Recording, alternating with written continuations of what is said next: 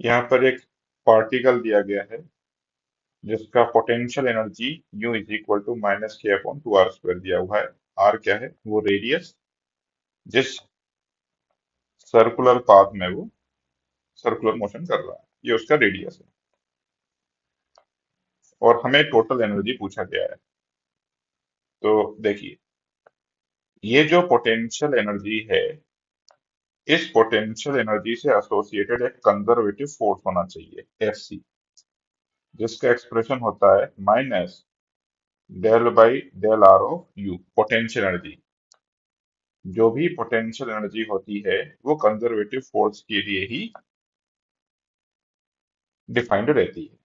तो यहाँ पर मैं एफ सी लिख रहा हूँ, this will be equal to minus del by del are of, और यू का वैल्यू जो है मैं यहाँ पर यूज कर लेता हूँ minus k by two are square, it is minus k by two are square. So from here I can say ये माइनस से ये माइनस कैंसिल हो जाएगा, के बाई टू कॉन्स्टेंट है, ये बाहर आ गया। फिर बचा del by del are of r square को मैं ऊपर लेके r to the power minus two लिख रहा हूँ। This will be equal to के बाई टू, और इसका जो डिफरेंशिएशन होगा वो होगा minus two r to the power minus two minus one. मतलब r to the power minus two है, इसका differentiation minus two r to the power minus two minus one, ये लिखा हुआ है यहाँ पर।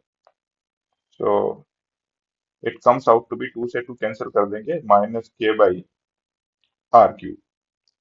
तो ये आपका कंजर्वेटिव फोर्स हो गया। अब ये नेगेटिव का मतलब क्या है? नेगेटिव का मतलब ये है कि वो आर वेक्टर के अपोजिट है। देखिए, मैंने इस फंक्शन को डिफरेंशिएट करा विद रिस्पेक्ट टू आर, तो ये जो भी चेंज है ये आर के अलोंग ही आना चाहिए, ये रहा आर।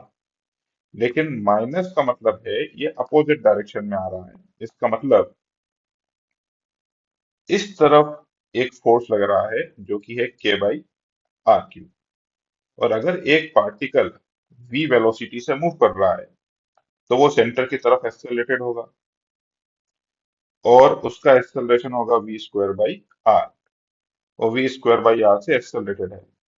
अगर मैं उसमें मास मल्टीप्लाई कर दूं तो इतना फोर्स हो जाना चाहिए सेंटर की तरफ, और वो फोर्स दिया हुआ है के बाई आर क्यूब। मैं इसको फिर से एक्सप्लेन करता हूँ, देखिए, अगर किसी को कोई डाउट हो तो कंफर्म कीजिए। अगर एक पार्टिकल v वेलोसिटी से मूव कर रहा है एक सर्कल में जिसका रेडियस है r, तो वो सेंटर की तरफ एक्सेलरेटेड है, और उसका रेडियस है v स्क्वायर बाई, उसका एक्सेलरेशन है v स्क्वायर बाई आर। तो मैं इक्वेशन लिख रहा हूँ, mass into acceleration will be force in the direction of acceleration, और फोर्स एक्सेलरेशन के डायरेक्शन में के बाई आर क्यूब दिया हुआ है। तो mass into acceleration M V square by R, this is force. Force किस तरफ? एक्सेलरेशन के डायरेक्शन में। एक्सेलरेशन क्या हो गया? V square by R. और फोर्स क्या हो गया? K by R cube.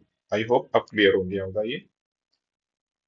अब मैंने एक आर से एक आर कैंसिल कर दिया यहाँ पर, तो यहाँ पर हो जाएगा M V square will be equal to के बाई आर स्क्वायर, और यहाँ पर भी टू कर देता हूँ और यहाँ पर भी टू कर देता हूँ। तो ये हो गया आपका काइनेटिक एनर्जी।